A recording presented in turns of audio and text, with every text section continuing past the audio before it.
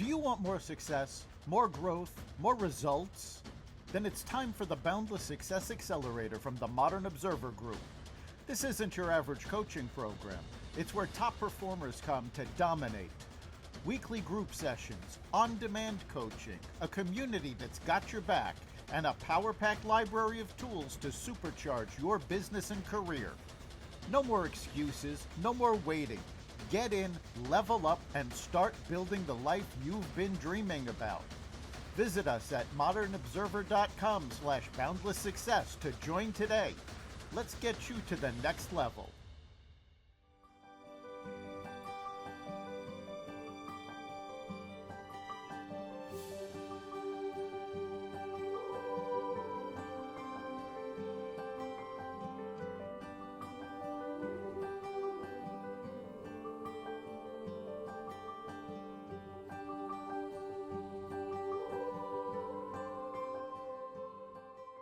We are lighting the candle, a world that works. I'm Bill Correll, and I am so excited today. In addition to my partner in crime, who I lovingly call my twin, Jan Jeremias, we also are going to be graced with the company of LaChelle Adkins. And I'm going to let her tell you a little bit more about herself so we can get started here. And just by way of reintroduction, I think we're up to, I don't know, what is it, about 185 episodes at this point. I'm just a guy who wants to make a difference in the world, and I do that by talking to people. And I'm so happy to be here with Jan. And Jan, would you like to do a brief introduction, and then we'll turn the floor over to LaChelle so she can start to warm up our crowd. Okay, yeah, you got it. Yeah, so happy to be here with you both. I am a health and wellness coach. My vision and mission is very similar to Bill's. I want to make a difference in the world. My goal is to empower people. That's really what I love to do, for people to feel empowered in their own health and wellness journey, whatever that looks like for them. So that is my mission and purpose, and whether that be for people or pets. Perfect. Miss LaChelle? Well, first, I want to thank you both for having me on as a guest. And I really noticed the connection with us all kind of being in alignment with that same mission to be able to help other people. But I am known as America's Supermom. My husband and I have 15 children. And I have overcome 13 years of depression and 3 hospitalizations. So I'm passionate about mental wellness, and my zeal and excitement for being able to finally transform from a victim mindset to realizing that I'm an overcomer has led me to many spaces to share about my story and to help other people avoid a lot of the trauma or, bad decisions that I made, whether it be not getting enough sleep, muting my voice, and just a number of things that now I'm passionate about sharing with other people. And it has kind of catapulted me to a media space. So now I am passionate about using different forms of media to connect with people, to tell my story, whether it's through books, speaking, or television, because I'm now a TV producer. So I'm excited to be here today and looking forward to our conversation. Absolutely. We're just so excited to have you. The backbone of our conversation for going on 4 years now has been empowerment. And it's all about what do we do when we get into situations where the world is so much bigger than we are right now? And how do we get back on our feet again and all that? And don't worry about Jan. She'll poof every once in a while, but she'll be back. Okay. So we are live in prime time, and we just keep going. So amen. I agree. Do you mind if I ask you a couple of questions? Because I think this is really appropriate, and I want to make sure that we're getting the best value, for our listeners and for me personally, because I'm very impressed that something that would probably be diagnosed as being chronic and maybe for the rest of your life. Depression is not something Mhm. that's easily overcome.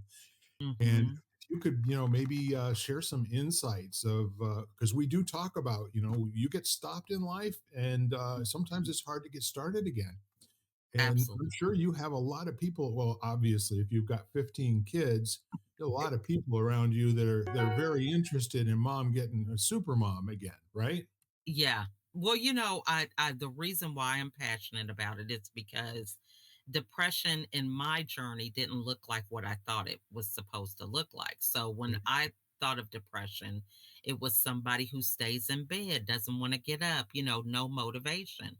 So the fact that I was doing a lot of things, it just wasn't even on my radar that Yeah. it looks different for different people. But my journey was more um self-inflicted, I would say. That's the best way that I could put it, because I wasn't active with self-care. I had a mindset of always putting other people before myself, because I had this passion for always being the one who was needed, that provided some kind of value. So I would be doing these things even at the expense of my own health. And so it was that with, feeling like I had to help, putting 90 things on my plate when I only had 2 or 3 hours to get it done. Just crazy stuff when I look back now, but I needed that because I was an only child, and I was raised as a high performer all through my academic career, with being in gifted classes and honors and honor roll, whatever. That was how I got my feedback. So I had grown used to constantly feeling that recognition, and that was something that I craved. And so that was the issue, was that I felt as a stay-home mom, that there was not a lot of recognition for that. So it's like, where do I fit in? What's my value? So a lot of that personal struggle, I think, is really what my journey through depression was all about. Yeah. Yeah. Jan, anything sound familiar? Oh, no, nothing. Absolutely nothing as I'm nodding here. I think for whatever reason, and sorry, it bounced me out, so I came Mhm. back in. We knew you'd be back. Yeah, yes, I couldn't help myself. Um, but yeah, sounds so similar to me. Maybe for different reasons, and in a way, a different manifestation. I was always kind of this kid who was outside the box and wanted to felt the need for whatever reason that I should be like everybody else and and so therefore I think I measured fitting in and being loved with being Mhm. successful. And the more successful I was, the more I was going to be loved. Mhm. So, the umpteen degrees and the, whatever the scholastic achievement, was my way and my measurement then of success, which became very wrapped up in that. And so, Mhm. so all of a sudden I kind of placed myself in situations that were very, high pressure and high academic excellence and all these other things. And not necessarily happy by any means, but then also at the time, I don't think I felt secure enough to be able to kind of stop it, to Mhm. sit there and say, this isn't what I want. This isn't like, I'm not happy. But I Mhm. think the path that LaChelle describes sounds all too familiar. Well, the interesting part of it, while you were speaking, Lachelle, I was reminded of an old Pogo comic strip from my youth, where one character is saying to the other, "We have met the enemy, and they is us." That's So Amen. yeah, the amen. other part Exactly. too is that I think is this really kind of powerful for moving the conversation a little bit ahead. For people that are listening, and for me too. I mean, I'm always speaking for myself first because obviously I don't know anybody else who's listening, but I know you're out there. What I'm thinking is that how it presented, and so there's a clinical definition of of all things, that are not feeling good about this, being, well, the word depression actually is self-describing in some ways, but they don't tell you that it will present in different cases in a different fashion. But it just seems like there's something wrong around here, you know? Mhm. Mhm. You can't escape that feeling of there's something wrong around here. Yeah, and I think, the my journey, the fact that I believe it lasted so long, is this mindset that, I'm just a high achiever. It's got to be done. If nobody else is doing it, then I'll do it. So Right. a lot of it, I think, I was on autopilot and numb to a lot of things. It's not like people were not giving me compliments or telling me things that I was doing right, recognizing a lot of these things, but my own voice was louder than anybody else's. So you could give me a compliment and it just is not resonating because in the back of that compliment is, yeah, but if they knew that, your kids went to school and, they didn't make their bed up or that you have a sink full of dishes in the sink, would they really be giving you that compliment? If they knew that. So it was the personal bullying that I was doing to myself based on my own unrealistic expectations of what I should be doing every day. Yeah. Yeah, that yeah, but is the great negator. Mhm. It's how you continue to feel safe in your comfortable uncomfortableness. That Mhm. what if they're right, and what if I really do, do things right every once in a while when I'm pretty damn sure I don't. Mhm. What would that mean, and what would that put at risk? And your sense of so-called control, which I think at some point when we just surrender, we kind of realize that that is just the biggest myth ever. Nobody controls anything except for the man upstairs, or that group of people upstairs, whoever they may be for you. But Mhm. at the same time, so you're in a tailspin for all this period of time. It's not really registering with you that, gee whiz, this might be depression. Or how did you start to address that? And how did you pull yourself out and put yourself back in charge of your life again to some Well, degree? I think again, it was a cycle. It wasn't until my third hospitalization that I realized when I got home that it was a pattern. There was just this period of time where we would modify things around our household and eventually, old habits would reoccur. Yeah. A lot of this, like I said, for me, I believe was self inflicted. It was, me having these unrealistic expectations, trying to be all things to all people, so many things that I was just not really in the right frame of mind to even think about. But after the last hospitalization, I realized, okay, this is a pattern. If I don't do anything different, this is going to be reoccurring. And I just didn't want that. Yeah. So it was at that time that I just really wanted to find out, what was the cause of a lot of this? Uh, how could I fix it? And so I really didn't know who I was during this period of depression. You could ask me what my favorite color was, and I would not even know because I was so conscious of always looking to other people that I just didn't take time for myself.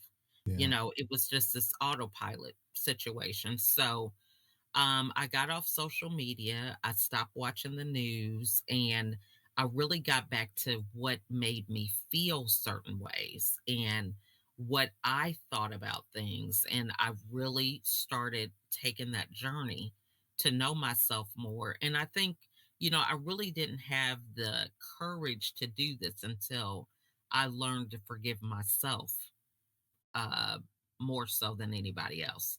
Because, yeah, I could forgive people for some of the things that I thought they might have done, or, Yeah. I was blaming my husband and kids for a lot of my situation. But when I learned to forgive myself, that was when I had the space to observe a lot of the things that it wasn't anybody else doing these things to me, it was myself. And so that's when things started to change. Jan? Oh my gosh, so powerful. No, really, I love so many of what you shared, LaChelle. Just this idea of not looking to the outside world for sort of verification or acknowledgement. And it wasn't even acknowledgement. It was like, because I did something similar. I kind of filtered out that social media. I always tell people, please call me and tell me what's going on because I don't watch the news and I probably won't know. It was just, my way of kind of sheltering and kind of not even a protection, but nurturing myself that And I needed. And then the last thing that you shared that I actually really love, and that was the idea of forgiveness. Because I think that many people don't think about forgiving themselves. mhm, We're always focused on forgiving other people for what they've done to us, quote unquote.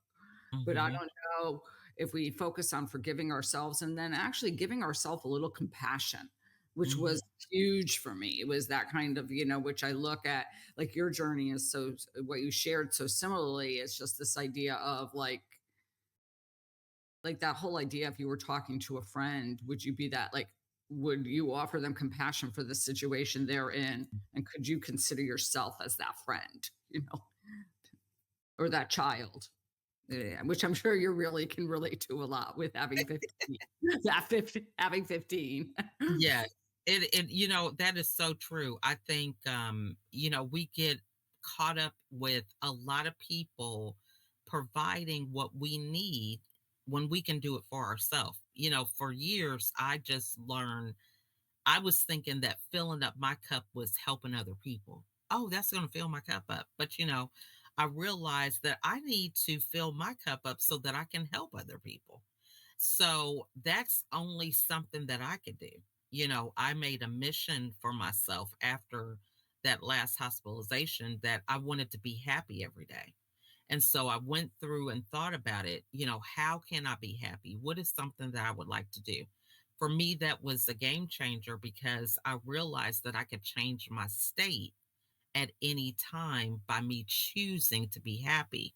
Now, everything around me is not always happy. I mean, I have kids that, don't come in at curfew like they're supposed to, and or don't do their chores, or they're not focused in school. These things can happen, even deaths in our family. But it comes from a different place when you choose the filter that you want everything to go through. And so you realize that there's a period of responding to some of these things that, you know, we're human. We're going to have sadness. We're going to have, being upset, frustrated, or whatever, but we just don't have to live there. It's a part of the journey, but we don't have to get stuck there. Yeah. And for me, that was a game changer, realizing that, I can choose to put this down at any time and pick back up happiness. And so for me, that was a game changer. No doubt about it. And when you're thinking in terms of a state change, for a lot of people, they're not quite sure what that means. Maybe a little bit of, literally, if you consider yourself being in the frozen north of Maine in the middle of January and you want to be warm, you can go to Florida. Okay. We can do stuff like that in the physical world. But then there's this opportunity to, how do we do that, in our thinking? How do we do that, in our day to day lives? And what it really comes down to is committing to mastering a discipline and failing until it actually works, to where you can say, uh, I know that what I can presence will disappear and what Mhm, I resist will persist. So mhm, those things that I looked around, and said, I don't like that they're here. And the more I fought with them, the bigger they got, the more of my time they took, and the more there was to, you know, be inauthentically avoiding all the time. mhm, However, if I ever sat down for a minute and said, starting with Jan's question of, I'm doing this. Can I forgive myself for doing it? And if I can, then perhaps I can actually get into what is going on here. If it were a color, what color would it be? If it were a taste, what would it taste like? How big is it? What's its temperature? And watch it slowly become clear, and then watch it completely disappear. And Mhm. so that state change wasn't like a Tony Robbins snap your finger and go back to what you meditated about, although that works for a lot of people. Didn't work Yeah. for me all that well. I took that technology and I kind of made it my own a little bit. And in the Mhm. 90s, when I was playing Nintendo with nieces and nephews and kids, I just like invented this reset button in my head that, if I hit this reset button, whatever I was doing would stop. I'd get a new Mario and get to start that thing over and jump for the mushrooms again. Mhm. And so mechanically, there's different kinds of things that I attempted to do. And the ones that have stuck around, I found to be pretty useful for me, except for the Mhm. last 3 years, maybe 4 years, since COVID's onset. Mhm. And I got completely lost. I knew I was depressed and I was choosing depression. I was really choosing to not give a damn. I was choosing not to be that guy that has to always make the difference out in the world. And I didn't know who to talk to or how to get some support for what I was feeling and doing because I kind of thought everybody else was going through the same stuff. Mhm. And what I found out at some point in time was I just got disgusted with who I was being and just said, that's enough, Mhm. you know? It's true. Well, and I think when we learn that we are the only one that can do that for ourselves. When Yes. we talk about weight loss, nobody can go to the gym for us, right? And as much as we would love to have that trainer, okay, you train for me and I get the benefit of losing the weight, it just doesn't work like that. And the things that you were saying, it has to be a practice. I don't think we're taught a lot of this around navigating our emotions. And a lot of this is talk that we just do not have access to. And a lot of times, a lot of people aren't talking to a therapist or a counselor on a regular basis. This is something that happens, God forbid, if you go through depression or PTSD or some of these other things. When I think a lot of that could be avoided if we did have these conversations, especially with our youth, and, really helping them, because your belief system is a strong trigger to a lot of these issues that you might incur later on. Yeah. The fact that, you believe certain things, understanding that from a very young age is important because that determines your behavior. If Mhm. you don't believe it could happen for you, you sometimes don't even dream or have aspirations for certain things because you just think it's not possible, you know? It's just how it is, you know? Hmm. And what I love that you're saying, and I can't wait to hear what Jan has to say about the ups and the downs, and how familiar it feels, and so the undistinguished blood and guts physical world that just goes on around you, that you think this is just how it is, that needs to be challenged. It needs to be disrupted, and you need to become a really powerful disruptor in terms of what's keeping you at rest when if you want to be in motion. And for me, it was always about compressing the amount of time that I was offline so that it was not taking me offline for indeterminate long periods of time. Hmm. Um, and I was really good at that before 2020. I mean, I was good at helping other people, being a professional life and business coach, um, and that was my job, right? Hmm. Learn mindfulness, being present, accepting what is, exactly how it is. The acceptance portion of that is the big deal in terms of having access to making any kind of a difference for yourself, for me. Um, and the forgiveness part of it, all those things after it's been handled, I forget that. Hmm. And then Hmm. there's this kind of like automation that kicks in. Uh, if it's working well, I'm back in charge, pointing myself in a direction, even if I'm going to get bopped in the head with a 2x4, at least I'm moving, which I consider to be a good thing for me. And you know what I'm saying, Jan? Yeah, I mean, some I totally resonate with, and some I know for myself, and that's who I speak from. And then people I know, it was not the feeling that everybody else was depressed. It was feeling very isolated and alone, like I was the only one in the world who felt like this. Yeah. Hmm. And for whatever beliefs that you have growing up, like for me, the constant message of you shouldn't feel like that. And so, me thinking to myself that what I was feeling, what I was going through was wrong and I shouldn't Mhm. feel, and sort of that denial of like, oh my gosh, I'm not supposed to feel like that. Put it away. You're not supposed to feel like that. And Hmm. so compartmentalizing myself that it's exhausting. I mean, that's just another, Mhm. like when you talk about like, like, I mean, sheer exhaustion, because it takes a lot of energy to keep things at bay and to only show one side of yourself, whatever that is. I mean, it's so draining. And then all of a sudden, it's basically you can't do anymore, and everything spills out because it's like because it's sort of like the moat wall has given out, and all of a sudden the dam has broke, kind Yeah. of thing. So true. But I think that for me, it was that kind of attitude, and I think what happened was the more in yoga we talk a lot about, I always start a class, I'll say invite all the parts of yourself in. Mm, And I think that that was what was key to me. I mean, I think as human beings, we're beautifully messy.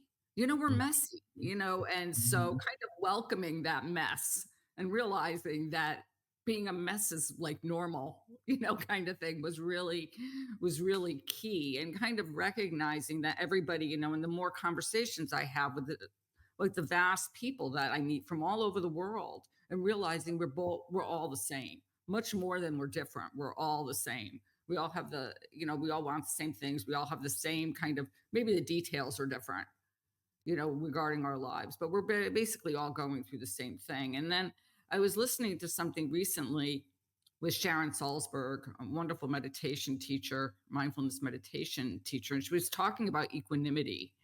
And what is equanimity? And she said it's the ability to hold two states at once or multiple states at the same time. mm, And I think that that's really like where I've been spending a lot of time, to realize that I can be having sad feelings, but there are happy things that are going on at the same time.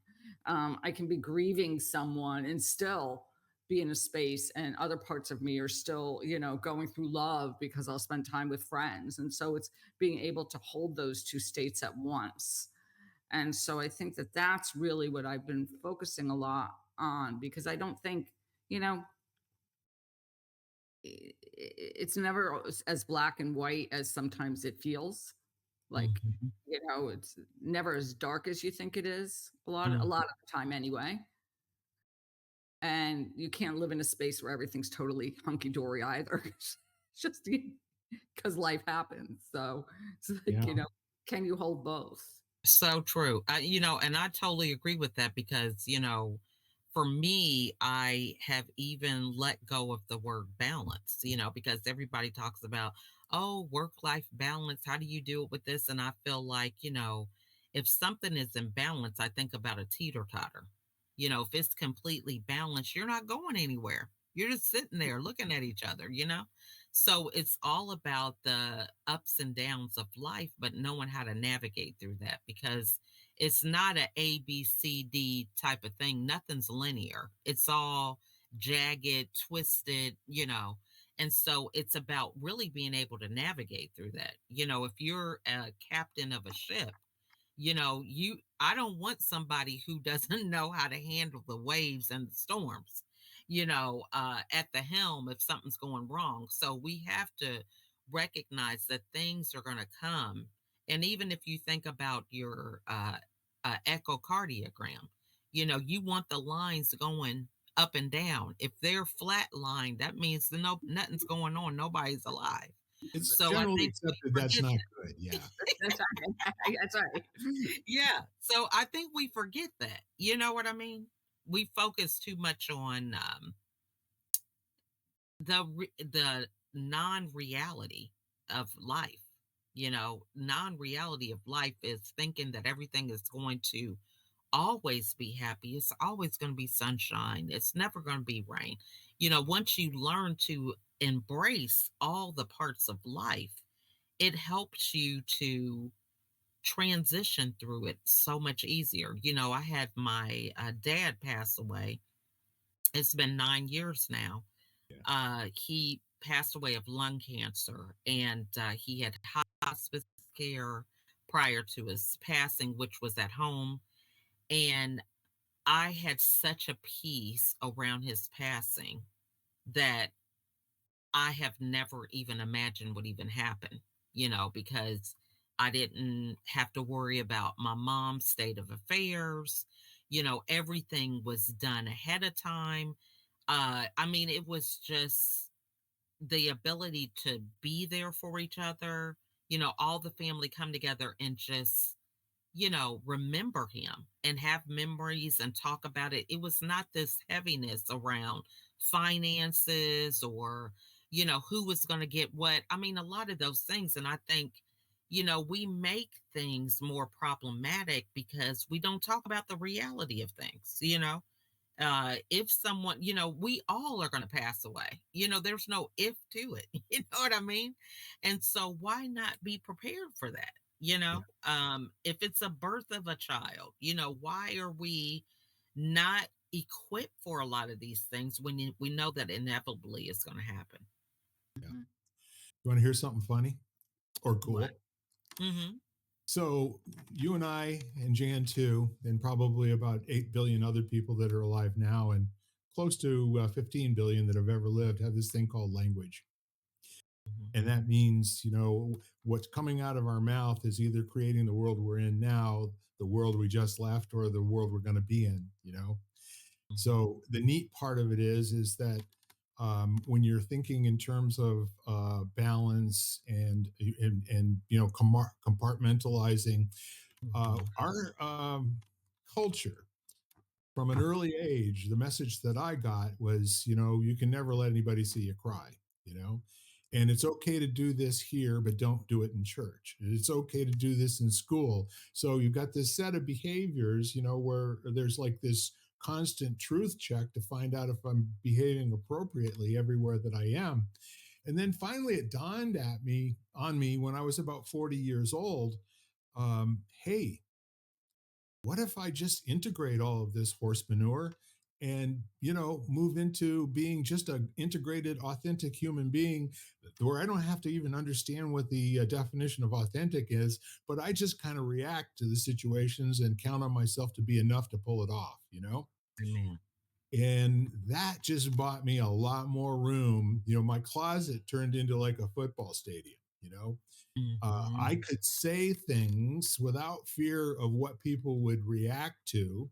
And I could make it comedic or I could make it very powerful and have it land, like a haymaker punch, in a room full of 600 people. Uh, Mm-hmm. how I did that was by responding to their reaction to what I said, as opposed to the next thing I thought I should say before I got Mm-hmm. on stage. Right. So the whole Mm-hmm. world, as a very famous author once said, all the world's a stage, and Mm-hmm. all the people players. And so the neat part of that is that there's no need to have strategies, there's no need to have techniques and tactics and that sort of thing, but we're always buying self-help books that swear to the good Lord above that these are the 5 things that are going to make you a superhuman being and retire a billionaire, and everyone will love you, guaranteed, or your money back, all 12.95 of it, right? Mm-hmm. Well, maybe, but I don't know. I bought a lot of those things for 12.95 between the time I was 30 and 45 years old. And what I pulled from each one of them were just more things for me to ask questions about. Mm-hmm. When I finally got to the point where I realized that I did not recognize my uh, back pocket, shall we say, and a hole in the ground, I didn't know the difference between those two things, was when I really had the opportunity to kind of grow up, you know, Mm-hmm. instead of being what other people thought, I should be, or we'll never know what they're really thinking, right? Because Exactly. most of the time they weren't thinking about me, you know, It's all that so time true. I thought they were. I think that is powerful because we project what people are thinking based on what we're thinking. right? 100%. Because how do we even know if we're not going to ask them, we don't know. And I love what you said about the power of questions, because, it is taking the time to know what's appropriate in the moment, learning to be present. One of the things that happened for me was, I was compartmentalizing myself all the time, whether I was at a function as an officer's wife or a pastor's wife or a mom of 15 or a daughter that's the only child. I mean, it was always kind of like feeling like, what am I supposed to say in this situation? But when I learned to just show up as myself, it didn't matter where I was the same. And for me, I tell people I save so much time because I feel like before I would have to have this mental preparation. Yep. It's like you have to get in character, every time you go somewhere. But now it's like, you know what? I just show up, whatever happens. If I have a green screen behind me, or, if I have on lipstick or don't have on lipstick, whatever, it's just me. And it's not until you take time to really know yourself, I think, that you can show up that way and understand that it's not about, what I have on, what color earrings I've got on. It's not about that. It's about what I bring to the conversation or the situation in real time. Well, I think that I love what you shared, LaChelle, especially this last part, because I think when you show up as you are and you're respectful, like, Mhm. you're not dishonoring or disrespecting anybody by doing so. One Mm. is if somebody realizes, that you're coming basically from the heart, that um, they don't perceive you as a threat, Mhm. and they don't look at you in a fearful way. I mean, let's say I have personal, like, experiences with this. And I think that that's really what it was for me. And there was a point where I wasn't ready to do that, that I was not, and I distanced myself from certain people because of that, because they looked Mhm. at me as a threat and I wasn't kind of confident or secure in who I was enough to be able to show up as I was, Mhm. and then being able to show up as I was and eventually doing it in a very respectful way. And then Mhm. also switching from this idea for me and them, as viewing them as me and them. So they were being judgmental of me, and they were. But when I turned around and looked at it, I was really being just as judgmental back, Mhm. and being totally honest with myself and sort of seeing that. It was like, oh, they're judging me for who I am, but I'm also judging them for who they are. And kind Mhm. of stepping back and saying, okay, and that's when, that's what I mean by showing up with honor and respect, Mhm. where we don't necessarily have to agree on everything, Mhm. but that's okay. And Mhm. yes, I still protect myself in certain ways. Like, people know, like, I'm in those situations, I can be honest, and I'm usually very, authentic and vulnerable. That's part of a lot of those people are my family. And I have to Mhm. literally like check in and say, okay, well, I can handle about 5 hours or six, or 4 days or 3 days.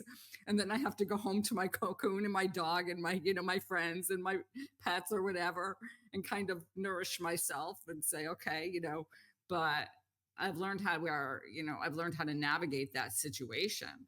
And I think they, Mhm. value me now a lot more than they used to, because they appreciate that. Like, they realize I'm not a threat, Yeah. to them and what they believe. I love that because I think, when we're able to remove judgment, that's a game changer, because I've learned through language, as you were talking about earlier, Bill, um, to listen to what people are saying. And when you do that, you can remove judgment because you can ask questions around what they're saying. And I've learned just with my own journey how much I have been integrated into a lot of things that I didn't necessarily believe, but it was like, because I didn't even think to ask questions or even believe that I could choose something different, I just was integrated into it, but I read the book The Four Agreements, and that really opened my eyes to realize that, a lot of times we are a part of things because we just have been conditioned to be that way. We haven't really taken the time to even ask ourselves, do I believe this? Is this serving me to even keep going on this road? And so when you hear people speak a lot of times, their language will tell you, what they believe and how they believe, or if they're confused about what they believe. I think we can't be afraid to ask questions because questions give us a lot of insight, and it's not for judgment, but I learned that I align and love to be around people that challenge me to think differently. That's just something that is really just feeding my soul. So if I ask a couple questions and people are okay with following what everybody else is doing, I know, what, this is a environment I don't need to hang in very long. You know what I'm saying? I just need to, bow out quietly and go a different direction.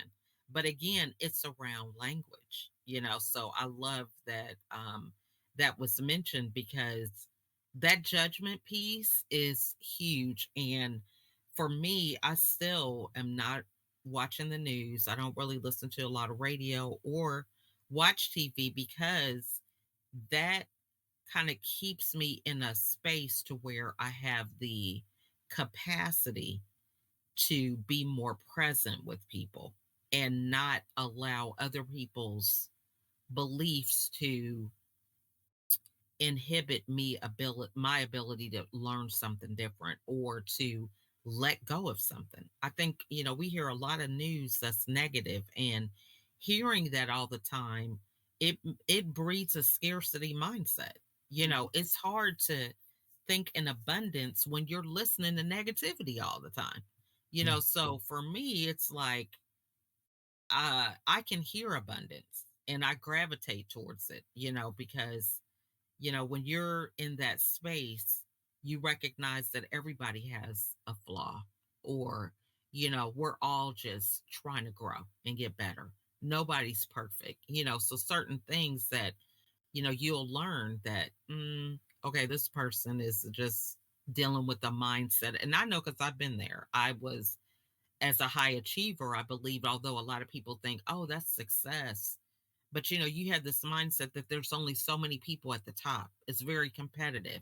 You don't want to share your ideas. You're afraid somebody's going to take them. I mean, all that is just scarcity, fear, and the energy is different. And I just choose not to be there anymore.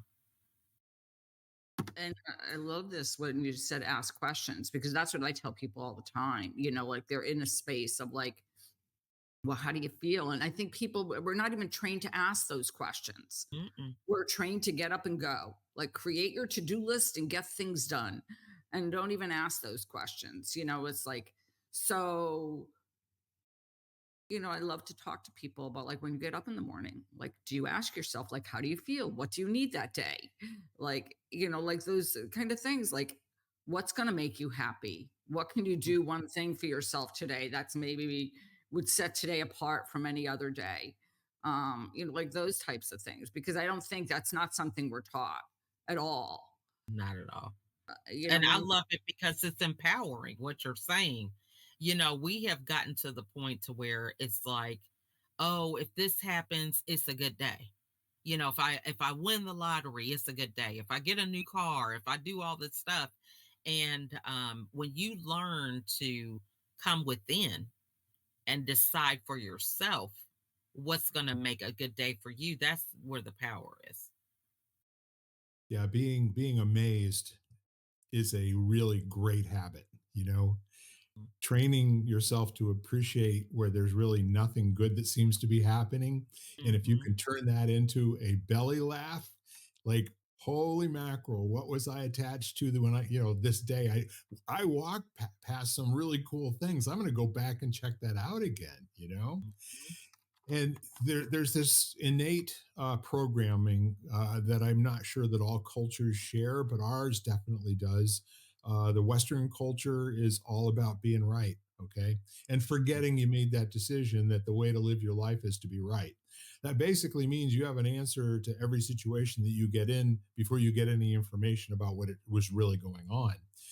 And we also have to protect that being right, from all assaults, both foreign and domestic. If somebody comes at us with their cockamamie ideas that we just think, I have no idea what kind of a human being would say things like that or believe that sort of thing, and whatever. But the point is that having the courage, to set your own belief aside, noticing that it is a habit and it's not the truth, and you're just being right because that's how you stay alive. Mhm. Uh, Tell me more about that. What makes you feel that way? What were the things that you heard that I haven't heard? I'd love to hear what you got. When we can just like really inquire what's going on behind someone, the decisions they're making, how they're behaving. The those are mostly going to be people that are not turning off the news, okay? And we have to do one of two things. And I don't think avoiding people is part of my lifestyle at all. I'm not Mm, about that. That's not who I am. And so I've found that it challenges me in certain instances um, to allow people to fully express. And of course, I will ask the next question and the next question because I want to know how deep their knowledge is and how much they're just parroting things that they don't realize have been planted there by someone else. And in some cases it has this really cool benefit, which either a I get more information and I can re-examine my thoughts and what I consider to be right and good, um, or b they get to a point where they hear something. In a lot of times people don't say out loud what they would say if someone said, tell me more about that. It's just going on in their head. And when they do say it out loud, sometimes, like it's like the girl who told me she was ugly, you know? mm, And I said, okay, so I guess that's one approach. What makes you think you're ugly? She said, well, my dad used to call me ugly when I was 5. And I just decided that's who I was going to be for the rest of my life. And I said, do me a favor, just for grins, humor me. There's a mirror over there on that chest. Would you just go stand in front of it for a moment for me? Just look for a minute. Just kind of be with yourself for a minute or two. And then she broke down and she just started crying. And I said, well, what is that? And she said, Bill, I honest to God don't know, but I've never really looked at my face before, you know? And I said, well, what do you see now? She said, I wouldn't call me ugly. And I said, what would you call yourself? And she said, sad, maybe feeling a little bit like I missed out on life. And I said, do me a favor, keep looking in the mirror. Now I want you to smile. And I said, what do you see? And she broke out into laughter. And she said, you know what, damn it, I'm a beautiful woman. that is And all. I said, have you ever said that before? She said, I would never say it alone. And she just came over and she was laughing uproariously and she gave me the biggest hug and she would not let go. Mm, And this was one of my employees. It's like, mhm. what did I do that day? Did I give her an opportunity to create some more space for herself? I didn't do anything at all except for ask her questions. So that's the game for me in life, is to go into a situation. Jan, you're smiling. I am such an a-hole when it comes to this, wanting to help people get some more space in life for themselves, including me. Because I'll tell you, there is an ulterior motive, LaChelle. That is, we all win when someone wins. You know what I mean? Amen. Amen. And there's I nothing love better. that. And Hmm. a good friend of ours, we talk about this thing being a human being, and he says, "Well, we pretty much suck at it." So if you can come to grips with that and say, I'm not very good at this thing called life, and what if I just play with that a little bit? Let's just go Mhm. see what kind of day that brings, you know? Absolutely. Um, Well, and I think, it also sets the tone because, it's not about being perfect. It's about, for me, it's being present. yeah, I tell people a lot for in my household, chaos is the norm and peace is what I practice because things are going to get chaotic. Not everybody's on the same page to even have the aptitude to know what someone may need at a certain time. So expecting that, I think, is kind of crazy. But I love that part that you said about the questions because, my biggest joy is seeing myself in people that I normally would not have thought I've seen myself. yeah, Having that commonality because society has programmed us to think, okay, you can't connect with the men because they don't understand women or the cultures or because of the color of our skin. But when you're present, it's like, okay, wait a minute.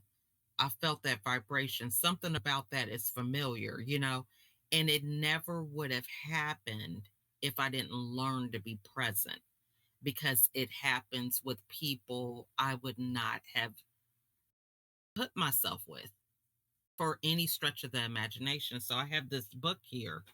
Um, this I got this yesterday. It's called Moments Worth Remembering. A gentleman made this for me, a connection through Facebook. I think is how we got connected. But he's like 27. And so he made this book with different people in my family or connections that wrote certain letters of gratitude about me being in their life. And I met him probably maybe 4 years ago. It was like during the pandemic. And he was telling me his story about how uh, he's Russian, but he was adopted by an American family because he emancipated himself or he put himself in an orphanage. I want to say like at the age of 9. wow, And I was so like, oh my goodness, 9 years old. How did you even know? It was this whole thing. And he started hosting these things called courageous conversations. So on Saturdays, we would meet for like a couple hours. He would have a question, and we'd all from all different ages, walks of life, cultures, we'd come together on Zoom and we would learn the power of questions. And it has just been a game changer for my life. And I just think so many people that I've further been able to connect to because it's like a muscle. You have to learn to ask questions. You have to learn to overcome that uncomfortability about, okay, are they going to think I'm crazy if I ask them this? It's this whole thing that goes on in my head. You know yeah, what I mean? So I love that you brought all that up. yeah. You know who John Wooden is, right? Yeah. Very, very famous winning basketball coach Mm-hmm. for yeah, UCLA Bruins. And he had produced, I think, during his tenure up to that time, more professional athletes than probably any other coach, in any discipline. And one of my favorite quotes of his was, "What you learn after you know everything, that's what's important." Mm. You know, and I've always loved that. And the other thing that I loved about him, the book that I read when I was, I don't know, maybe 14, 15 years old in junior high school, whatever it was, he said, I never talked about winning. I didn't talk about it in the locker room. I didn't talk about it on the court. I didn't talk about it on the street. I didn't talk about it in the classroom. All I ever talked about was be the best you possibly can today, just for today. Mm. And he said, funny enough, he said, for a lot of the right people, that was the best coaching I could ever give them. The skills coaching is one thing, but Vince Lombardi, another great coach, he was all about the win. you know Winning is Mhm. not it's not the best thing, it's the only thing. And Mm. so there's a lot of different ways to communicate with people and get the best out of them. Both of those guys, reached pretty much the epitome of what it is to be a coach and a leader. um, Mhm. Turns out Lombardi was not a very good athlete. I don't know much about John Wooden. He probably played some ball, but dealing with human beings and allowing them to kind of unconceal the genius, and the giant inside is that's what a coach is. It's not telling people how to do things. It's like showing them the Mhm. opportunity and staying with them until they get good at it on their own. Mhm. Just a little bit of small stuff here and there. Step back before you take that 3-pointer. See if that makes it a little bit easier for you to push off. Just a little thing like that. Mhm. I love that because, the ability to be different is powerful when it comes to how you want to show up. Having that confidence to do what's not popular. Yes. I can imagine the pressure, with being a coach. I have some of John's books, but I just think, you have to have that inner confidence because it's not about you. And I tell people, as a coach for myself, I'm not dressed for the game. Okay. So you can't look to me to replace you if you need to sit on the bench. And I think a lot of people get that confused, right? It's the player's game. You're just there to help them learn the hacks or perform at the best that they can with what they have currently, whatever state that may be. And too many people are invested in other people's dreams or aspirations that they have no control over, right? Right. It's the same thing. Like, I can't go to the gym for you. So we can sit down and strategize, but there's only so much I can bring to the table that's going to help you be successful, you know. Jan, you are probably the consummate coach. No, I I don't think, mean probably. You are the oh, I coach. am. I think it's helping people to see who they truly are. You know, um, to your point, Bill, with your lovely employee who didn't think, a while back, I did a workshop called Beyond the Lens, and we did mirror work. If you've ever done that, like sat in front of a mirror for a period of time, looking at yourself, and then taking a moment or some moments, minutes, to look in someone else's eyes.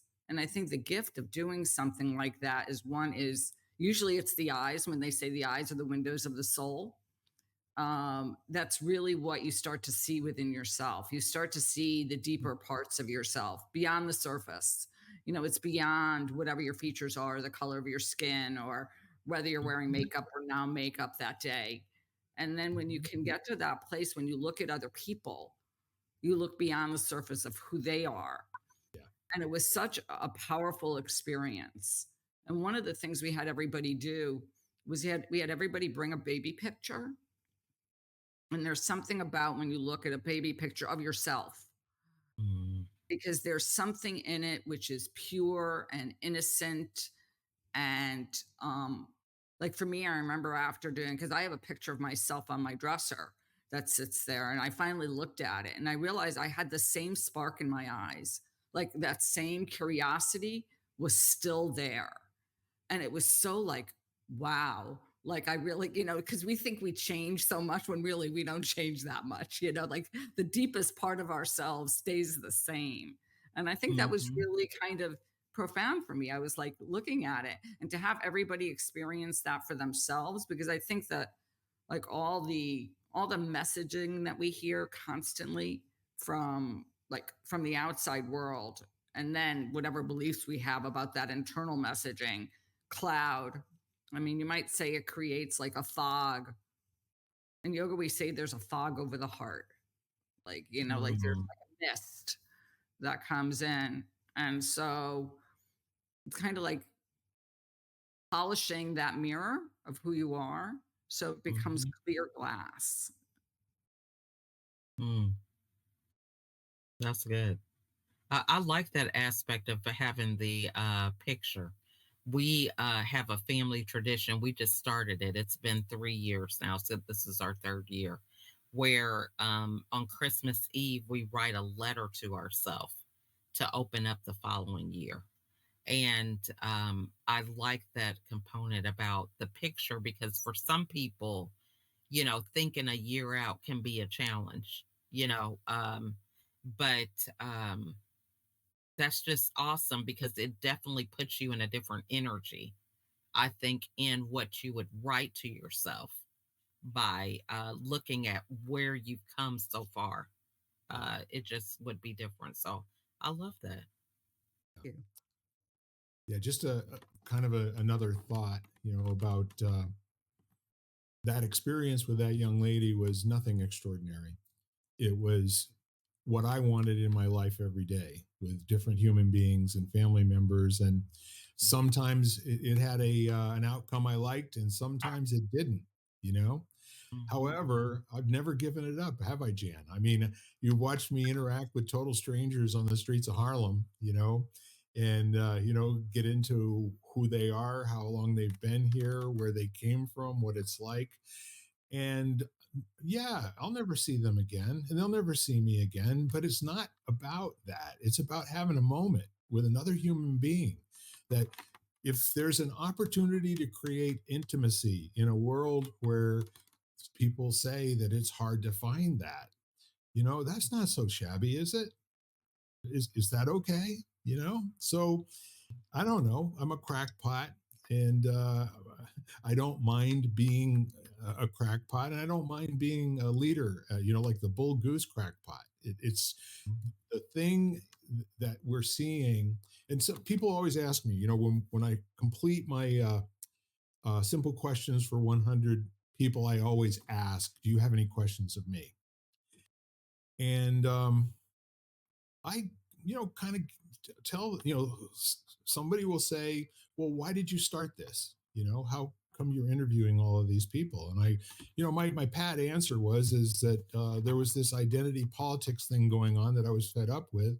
And I wanted to find out if people were really predictable in terms of being who they looked like they were, Mm, and it goes far beyond that because I haven't thought about this in the moment, but I would want to say a lot more about it because I have two grandchildren that are part Navajo. mm, Uh, my older daughter married a man who's half Navajo, who I absolutely love him and I worship the ground he walks on. He's 450 pounds of love. He's just one of the mm, best human beings on the planet. My other daughter was more of a conformist. She just married a 6'7" black man from Brooklyn who was shot through the spine when he was 18 years old.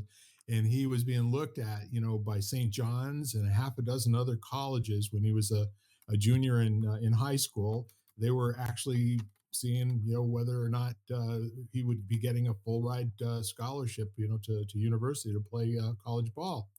mhm. And wrong place, wrong time with his cousin. And as the story goes, he's been wheelchair bound. And I have fallen so much in love with that man. He Wow. is the best. And the neat part of it is that we haven't always agreed with each other, on a whole lot of different subjects. But it's Mhm. funny, as he gets older, I get smarter for some reason. I don't know why that is, but he is a partner in life, now that he's 40 years old. So I know that people, in their own mind are not interested in making other people do what they want them to do. That's just too small a conversation. Mhm. So the neat part of doing that, and I do want to have you on, as a guest for for that as well, because I'll tell you what, when it comes right down to it, I don't remember who I've actually had these conversations with, but I do remember how they changed me. You know what I Amen. mean? Mm. Mhm. And I That's like that part. beautiful. I really Yeah. do. We're talking Mhm. about before, kind of knowing who you are and that sort of thing. Man, I'll tell you what, I just signed up a long time ago for being unrecognizable to myself, you know, Mm, and just to kind of see what that's like. And mm, I've gotten used to it. It puts some people off, but I'm absolutely fine with them being put off for a little while until they figure out this is really who I am. And mm, it's their choice whether they want to hang with me or not. mhm. I can be a pain in the you know what, can't I, Jan? Hmm. And it's by design, you know? It's because I really do care and I'm willing to go through an uncomfortable conversation today for a lifelong Mhm. relationship. Amen. I love that. Yeah. I Me think it's too, by the way. Yeah. yeah, and I think that I mean, there's obviously like you're speaking of like to me, and I always label that as like wisdom, and some Mm, of that I think come I really do believe it comes with age and maturity and kind of thing, and depending on who it is in our family, we I mean, for me, it was letting go of the blame game kind of thing that, mhm, like blaming other people for my situation or my parents or whatever. And like owning up and saying, okay, well, like I have a choice and my life is my responsibility kind of thing, just like mhm, my health is my responsibility, or I think people's responsibility, and they shouldn't forfeit that over and donate that over to anybody else. I believe, and so it was once I stepped back and realized that basically we're all just doing the best we can. And whether that be your family or like your parents or your family, they're like, they come with their own whatever stuff, baggage, they're not perfect. And at points, they probably, you blame them and then they tick you off or whatever. And then you kind of like get over it and you realize they're human beings. And then, mhm, you know, I mean, I look at my relationship with my mom, who we're closer than ever now, and she will tell you that we are best friends. But was it always like that? Hell no. you know, I mean, mhm, there were points in my life where, I blamed her for everything in my life that wasn't mhm, right at the time, kind of thing. And then, I think there are friends like that too, where, you sit there and all of a sudden you blame them or whatever. And then all of a sudden you're like, you know, I made that bed, I have to sleep in it kind of thing. so true. Yeah. One of Mhm, my favorite quotes about wisdom, um, and I rarely think of myself as being in that category, but I do know and recognize that people sometimes like what I have to say. And I can live with that. Uh, but the whole notion of wisdom, where that comes from, is good choices, right? And where do mhm. good choices come from? Experience. And where does experience come from? Well, bad choices. Bad choices, exactly. So again, I kind of like took on, um, since we generally suck at this, and I'll probably never be a great human being, I will strive to be a better than average one. I want to be like Yogi Bear, and Mhm, the whole notion being the more frequently that I can fail, the more opportunities I'm going to get for more data points in terms of how to be and how to like fine tune being able to look at a room and read the room before someone speaks or before anyone speaks. And I mm, will often do that if I'm called to lead a group or be I will sometimes just take a minute, like a full 60 seconds, and just look around and make eye contact with everyone in the entire room. And then mhm, I'll usually come up with some kind of a cliche like, was that good for you? Or something of that nature. Who called this meeting and what do you want to talk about? All that sort of a thing. And once people are at ease, then I can deliver a message that I want them to, start to take on and start to consider. But the next thing is that I get my energy and what to talk about next from the reactions of people in the room. I mhm, never anymore stand up to deliver unless it's some kind of a training or it's something where there's a message that needs to be delivered and it has integrity in that message that needs to be complete.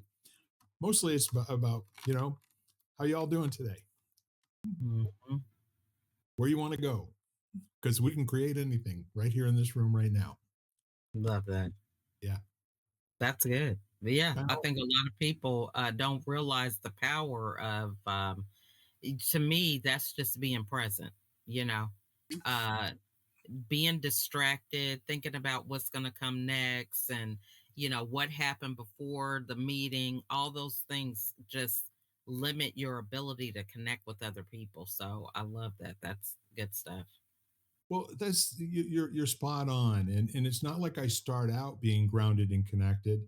I intentionally make a lot of butterflies in my belly before I, get in front of people, and it might even just be like like today when we're coming on here. I've been so looking forward to having you as a guest. I think very highly of you, not only from what Jan had told us about in the original conversation, but the time that we've spent together, and that it kind of comes out all of your pores, who you are for humanity and who you are for people. And so with that said, like I will actually create the butterflies. I will talk to them and I will say, I'm not feeling you right now. And I just have this feeling about life. If I don't have butterflies, I'm doing the wrong thing or I'm doing it wrong. And That's there's times to have peace, there's times to meditate, there's times to, go within. But when I'm going to go without, I want to live on the skinny branches out there. I want to, like, take some chances here and there and then bob and weave, because we were talking about before when you get bonked, Mike Tyson says everybody got a plan until they get punched in the comes from the nose. mouth. Yep. Now what? I love that now what part of life. That didn't work. Now what? Mm-hmm. So we're kind of getting to that time. We typically manage every week, to increase each other's enjoyment of life for at least an hour and have a ball doing it. LaChelle, what was your experience like today, and what kind of message would you like to leave with our listeners? Well, I have really enjoyed the conversation. I love where I'm able to be transparent and vulnerable. I feel that vulnerability is a superpower. A lot of people shy away from it because they feel like, it's not being perfect. But for me, I find that it connects you to people. They can resonate with your message. They can feel your message because it's something that's true. It's beneath the surface. It's something that, you can, it's like digging for treasure, right?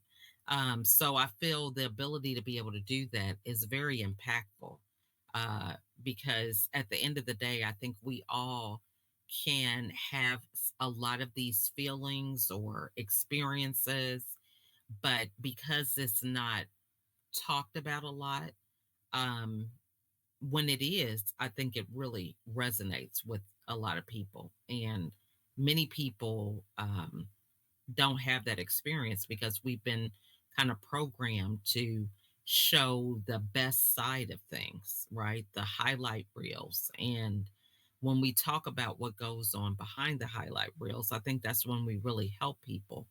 I have this saying that I created. I was on Clubhouse and in a room with Les Brown, and he challenged us to come up with a quote that we would live by or whatever.